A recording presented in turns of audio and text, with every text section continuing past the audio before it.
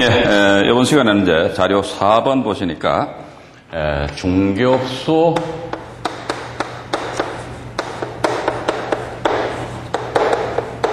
방문 이렇게 되어 있잖아요. 이건 제가, 온라인상 교육뿐만 아니라 오프라인상에서 제가 경매 교육할 적에도요, 항상 이건 제가 강조해서 말씀을 드립니다.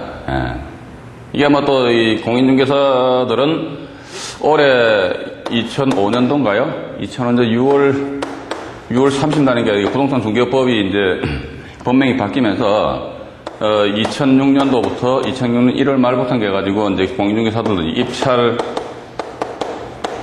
대리를 할 수 있다, 이런 식으로 이제 법이 개정이 됐거든요. 물론 이게 대법원에서 규칙이 아직은 안 나온 것 같은데, 그런데 어쨌든 이 입찰 대리권을 부여를 하면서 그전에 경매 물건에 대한 알선 그것도 법인인 중개사만 할 수 있어요. 그런데 입찰 대리권이 이제 부여가 된다 하더라. 부여가 되는데 여기에서 아마 상당히 국회에서 진통을 아마 겪었던 걸로 알고 있습니다. 왜 진통을 겪었느냐? 그러니까 공인중개사들이 뭘 하냐 이거지. 법원 경매는 이게 어떤 고도의 어떤 법률적인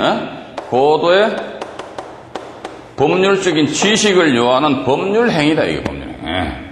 공인중개사들은 사실행위만 하기 때문에 이 사람도 이게 모르기 때문에 이게 줘서는 안 된다. 이런 식으로 해서 아마 국회에서 감론 얼박식으로 해서 상당히 아마 진통이 겪었던 것 같아요. 그러다 결국은 이제 우여곡절 끝에 이제 입찰 대리권이 이제 통과가 되기는 됐습니다만, 전 그렇게 봅니다. 법원 경매는 이게, 우리 이제 사실적으로 솔직히 깨놓고 한번 얘기해보자 됩니다. 이게 법원 경매하니까, 또 법률적인 측면에서 이걸 또 배제를 하고 무시를 하면 안 됩니다. 왜냐면 법원 경매와 관련된 대법원 판례들이 상당히 많이 생성되어 있거든요. 그런데 법률적인 부분, 법률적인 행위 이런 부분도 포함이 되겠지만 제가 볼 적에는 이게 사실적인 행위가 이게 더 어떤 비중을 차지하지 않을까 하는 그런 생각을 가져요. 이건 제가 여러분들한테 제 생각을 강요를 하는 것이 아닙니다. 여러분들이 객관적으로 우리가 판단해보자 이겁니다. 그러니까 경매 시장에 부동산이 쏟아져 나왔다 그러면 내가 왜 경매 투자하지? 결론은 뭡니까? 돈 벌기 위해서 경매 투자하는 것이 법률 행위에 의한 어떤 권리 분석이라든지 이런 걸 하기 위해서 경매 투자를 하는 것은 아니거든요. 그럼 뭐다 이게? 사실행위다, 사실행위. 그렇다고 그 사람들 법률 행위를 지금 이제 공인중개사들 법률 행위 안 하는 게 못하는 게 아니잖아요. 그 사람들 법률 행위하는 거 있잖아요. 뭐 있습니까? 매매할 적에 매도자 매수해가지고 계약서 쓰는 거지. 그것도 하나의 법률 행위를 봐야 됩니다. 단순하게 대수하는 사실행위 아니거든요. 그럼 나아가서 보니까 이 양반들 같은 경우는 부동산을 중개를 함에 있어가지고는 중개 물건에 대한 확인 설명서니까 작성을 한단 말이죠. 개락적인 아마 등기부등본상의 어떤 권리관계난에 대해서 나름대로 의뢰자들한테 브리핑을 해주곤 있어요. 그러다 보니까 이 사람들이 전무하게 어떤 법률적인 지식이 없느냐? 그건 아니더라. 또 나가서 제가 사견으로는 공인중개사 하니까 이게 공인중개사 시험이 모르시는 분들은 말 그대로 그 사람들 복두방 그러는데요. 실제 저는 그래요. 그런 이야기 하는 사람들한테 그럼 당신이 공인중개사 한번 공부해봐라 하면 아마도 엄두도 못 낼 겁니다. 왜냐면 책 부피가 분량이 얼마만 하다 이따만 하거든요. 그럼 그 사람들은 이만큼의 분량에 해당되는 부동산과 관련된 지식이 머릿속에 일단 입력이 되어 있다. 저는 그렇게 보고 있습니다. 그런 측면에 있어서 입찰 대리권을 부여를 해준 것은 제가 볼 때는 아주 극히 지당한 행위이고, 또 나아가서 사실행위라니까, 제가 사실은 이 양반들을 띄우기 위해서, 두둔하기 위해서 이런 말씀 드리는 것이 아닌데, 우리가 경매 투자를 한다 그러면 결국 뭐다? 남는 장사를 하자, 남는 장사.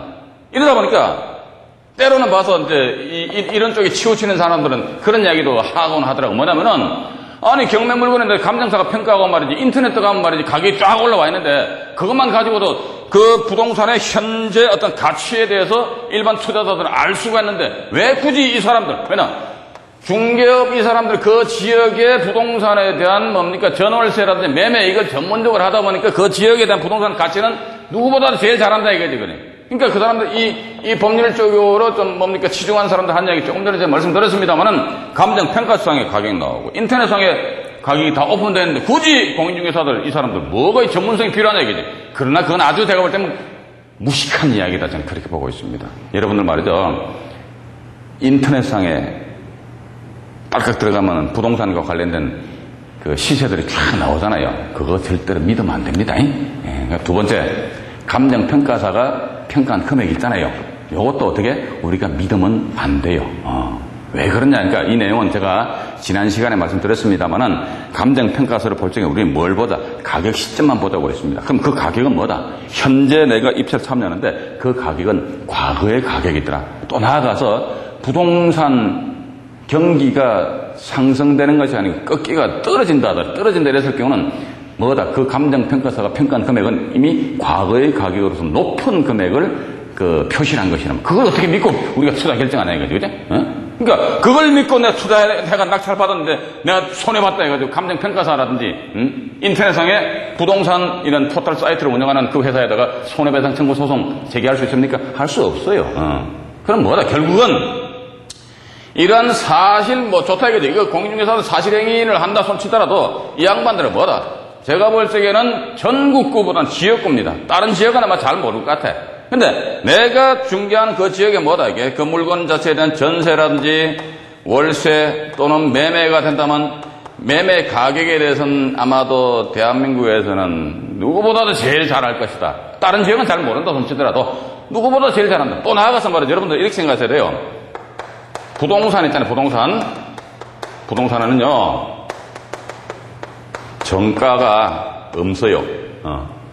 부동산에는 정가가 없다. 이게 부동산은 뭐다? 조금 전에 적어뒀습니다만 전세, 월세, 매매 요것도 우리 신경 써야 됩니다. 내가 다가구 주택을 낙찰받았다 이거지. 그 주택에 보니까 정말 7세대 산다 이거지. 내가 혼자 낙찰받아가 내가 혼자서 7세대 전부 다 사용 수익을 못한단 말이야. 그럼 어떻게 전세를 놓든 월세를 놓든 아니면 또 나중에 또 말씀드리는데 천년만년에 가지고 있지 않으니까 매매로 빠져나와야 될 거 아닙니까? 그럼 이거 결국은 전세, 월세, 매매다. 그럼 이건 어디 가가지고 의뢰를 해야 된다 하더라. 답은 간단합니다. 이게 이 양반들한테 가가지고 그 자료에도 보니까 공인중개사님 이렇게 표시를 해놨어요. 그 사람들이 선망의 대상이다, 존경의 대상이다. 그래가지고 이렇게 공인중개사님이 표시한 게 아니란 말이지.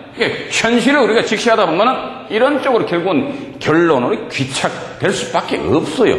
이러다 보니까 부동산에는 정가가 없어요. 예를 들어 전세해가지고 자 1억에 내놨다. 그런데 봐가지고 방 잘 안 빠진다 하면 500만 원도 빠질 수 있고 1000만 원도 빠질 수 있어요. 또 나가서 1억에 내놨는데 그 지역에 전세 물량이 귀하다 그러면 1억짜리 1억 2천 1억 3천 막 올라갈 수도 있다는 거죠.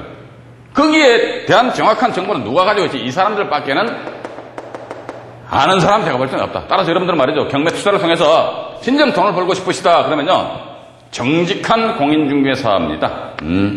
정직한 공인중개사. 이런 양반들 몇 사람 정도 알아가지고 서로 네트워크를 형성하시는 것이 여러분들 경매 투자를 하심에 있어가지고 결국 뭡니까? 경매 투자가 뭐죠? 부동산 투자예요.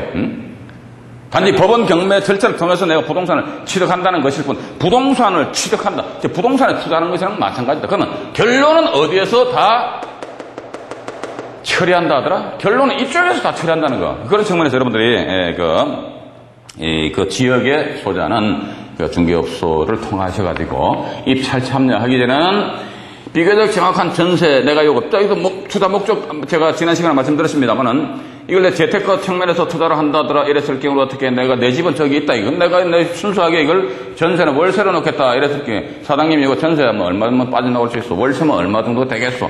근데 당신한테 전속으로 드릴 테니까 알아서 해주셔. 수수료 좀 많이 드릴게요. 그럼 그 사람들 좋다고 그럽니다. 그럼 그때 가가지고 비교적 정확한 묻지도 않은 이야기 해가지고 그 주변에 실제 거래된 사례까지도 술술술술 이야기가 나올 수 있거든요. 그런 측면에서 여러분들은 경매 투자함에 있어가지고 이 양반들 무시를 하시면은 절대로 안 된다. 그렇게 여러분들이 좀 생각을 하시기 바랍니다. 자, 이제 5번 보시니까. 등기소. 요건 지금 제가 말씀드리는 것은요, 여러분들이 경매 물건 딱 선택한 다음에, 그 다음에 소위 임장 활동을 하는 것에 대해서 말씀드리는 겁니다. 지금 제가 말씀드리는 거, 저도 실제 경매 투자를 하면서 저도 지금 제가 여러분들한테 말씀드린 이런 수순을 쭉 밟아요. 밟아서 뭐 하기 때문에 그대로 따라하시면 된다는 거. 등기소 같은 경우 뭡니까? 부동산 등기부 권리관계에 대해서 일단 그래도 그러면 권리분석을 하기 위해서 뭐다? 등기부 등본 확인해야 된다. 따라서 어떻게? 등기소 가서 부동산 등기부 등본 확인하자. 또 구청 가서 뭘 확인해야 됩니까? 토지에, 부동산에 사람한테도 사주팔자 있지만 부동산한테도 사주팔자 있습니다. 부동산에 사주팔자 어디 표시된다더라. 그러니까 토지 이용 계획 확인원. 또 보니까 건물이다 그러면 건축물 관리대장, 토지 같은 건 뭡니까? 토지대장, 임야 같은 게 또 뭐죠 이게? 임야대장, 그죠? 그 다음에 땅이다 그러면 땅의 얼굴입니다. 평면적으로 표시된다면 지적도, 임야 같은 게 뭡니까? 지적도, 임야도 이렇게 나갑니다. 예. 그리고 또 이제 마지막으로 보니까 그 땅 같은 경우 믿을 바는 못 되는데, 믿을 바는 못 되는데 개별 공시 지가 확인원 해가지고 이 공시지가가 언제부터 1990년도부터 시행됐거든요. 그래서 90년도부터 해가 지금 현재까지 해서 따로 이거 신청하실 수도 있고 아니면은 토지대장 요거 저 발급받을 적에 당해 연도 올해 그 공시지가만 표시해 주시오. 그러면 그 구청에서 올해 공시가, 이 땅에 대한 공시가를 그 표시를 해줍니다. 이런 식면에서 여러분들이 나름대로 그 자료를 그 확인해 보셔야 된다는 거. 그러니까 등기소도 가보셔가지고 띄워보시고, 지금 제가 자료 다 표시되어 있거든요. 그렇게 여러분들 좀 보시면 되실 것 같습니다. 자, 그리고 이제 3번은 보니까 뭡니까? 수익 및 명도 분석 이렇게 나와 있잖아요. 그죠? 또 나옵니다. 경매 투자 왜 하지? 돈 벌기 위해서. 그러니까 제가 볼 땐 7전 장사꾼 논리 하에서 여러분들 접근하셔야 됩니다. 예. 그러다 나가서 이 부동산을 내가 낙찰받았을 때 얘기해 보니까 어떤 사람이 점유를 하고 있다더라. 낙찰받는다면 과연 얘를 쫓아내는데 쉽게 쫓아낼 것인가 아니면 조금 어렵게 쫓아낼 것인가 해가지고 여기 한 방법이 뭐더라. 그러니까 이게 배당표 작성을 해보는 것도 하나의 방법이 되지 않을 것인가. 나아가 수익 분석은 어디에 제가 보기엔 절대적으로 의존을 해야 된다. 저는 그렇게 보고 있습니다. 절대적으로 의존해야 됩니다. 예. 때로는 봐가지고 말이죠. 제가 아는 분이 중개업을 하시는데 보니까 방을 내놨는데 뭐 6개월이고 1년이고 방에 안 빠져요. 그럼 주인은 와가지고 왜 내 방 보러 안 오냐고 막 와서 막 닥달하고 막 항의를 하더라고. 왜 그 방 보러 안 가서 그러니까 가면 다리만 아프대. 중개업자가. 왜 다리가 아파? 그러니까, 보여줘봐. 방도 안 빠진다, 이거지. 예. 리모델링 해라 하니까, 가가지고, 뭡니까, 기둥에다가 페인트 칠 조금 해놓고 리모델링 했다고 그래. 예. 요즘은 말이죠. 이게, 지금 현재 대학가 주변에 가보면 하숙집이 거의 없죠. 예. 거의 없습니다. 그러니까, 지금으로부터 한 20년 전에 나가면 하숙집에다가 방 한 칸에다 뭐 2인, 3인 같이 이렇게 공동으로 숙식을 했는데, 요즘은 보니까, 혼자서 원룸이 이런 쪽으로 나갑니다. 그러니까 깔끔하게 그것도 뭐다 원룸도 뭐다 이게 풀옵션이 있는 그런 원룸 이걸 사람들이 학생들이 또 대체적으로 원합니다. 학생들뿐만이 아니라 요즘 보니까 싱글족들이 좀 있잖아요. 이 사람들 뭐다 자기 혼자서 그러니까 가재두부는 뭐 세탁기는 다 필요가 없어요. 몸만 싹 들어가 살다가 나오는 거야. 근데 그런 방 내난 지 6개월에서 1년 지난 방에 안 빠진다. 그 사람들 대체적으로 소유자들 보면 나이들 연세들이 좀 지긋하시더라고. 옛날 생각만 하는 거야. 방만 하나 덩그러니 있으면은 당연히 살 수 있지. 근데 요즘 젊은 사람들 그거 안 살거든. 그죠? 그래서 제 주변에 아는 사람 한 분은 말이죠. 이 원룸 주택에 방이 한 10개 정도 되는 걸 경매나 낙찰을 받았답니다. 받아가지고 단순하게 본인도 고민을 했대요. 도배장판만 깨끗하게 할 것이냐? 그건 아니다. 그럼 어떻게? 도배장판은 기본적으로 하면서 그 안에다 뭐다 이게?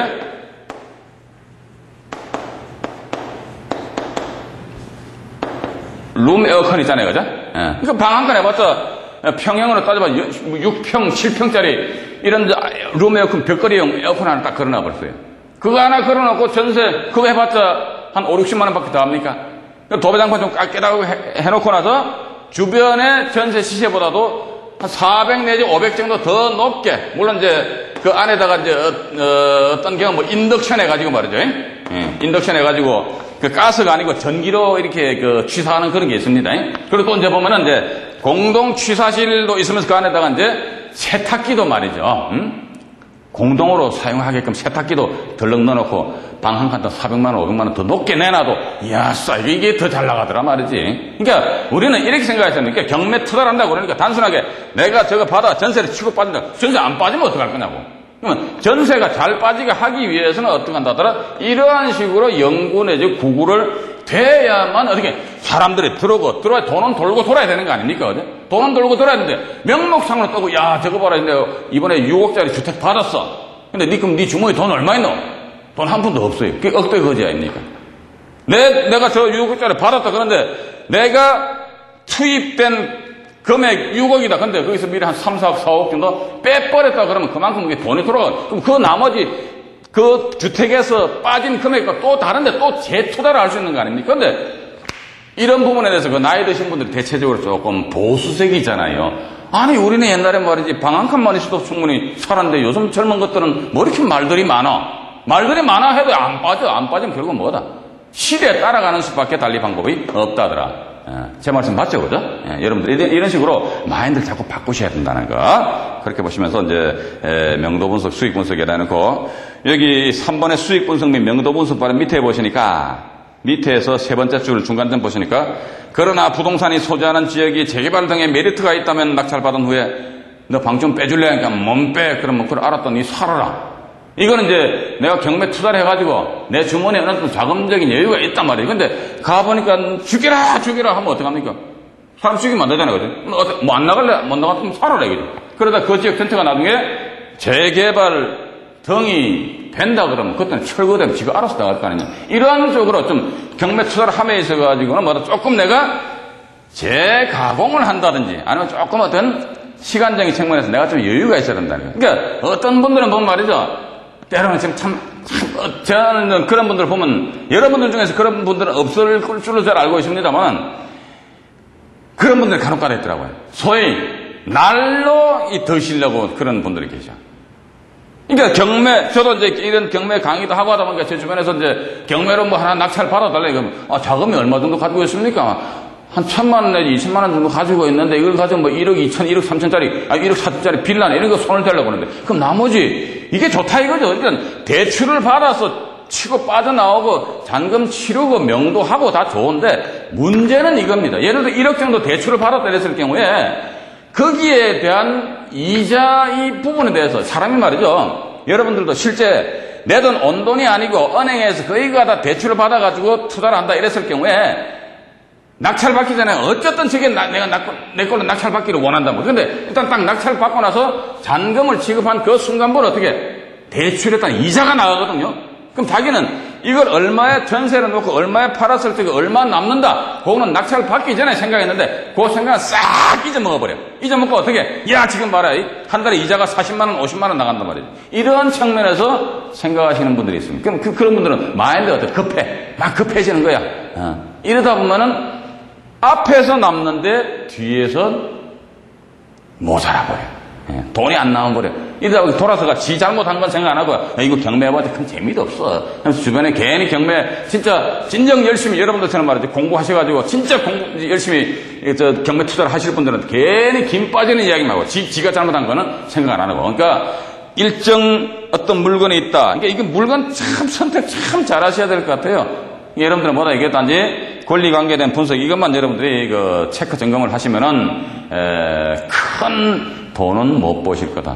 중요한 건 뭐다 이게 부동산입니다. 그렇기 때문에 이 부동산 자체를 놓고 봐야 되는 거예요. 부동산 자체를 놓고 딱 봐가지고 그 지역에 이런 부동산이 나왔다 했을 경우에 조금 전에도 말씀드렸습니다만 그 지역에서 중개업을 하는 이 양반들하고 조금 트라이를 잘 하셔가지고 과연 이게 미래에 대한 어떤 가치 흐름이 어떻게 흘러갈 것인가 여기에 대해서 여러분들이 최대한도 소스를 뽑아내야 됩니다. 그것에 투자해가지고 나름대로 경매 투자 결정을 하셔야 되지 않겠는가 하는 그런 생각을 가지게 됩니다. 자, 다음 시간에는 밑에 5번에 보면 사설 경매 정보지에 대한 점검 사항이 있거든요. 그거 이하 말씀을 드리도록 하겠습니다. 감사합니다.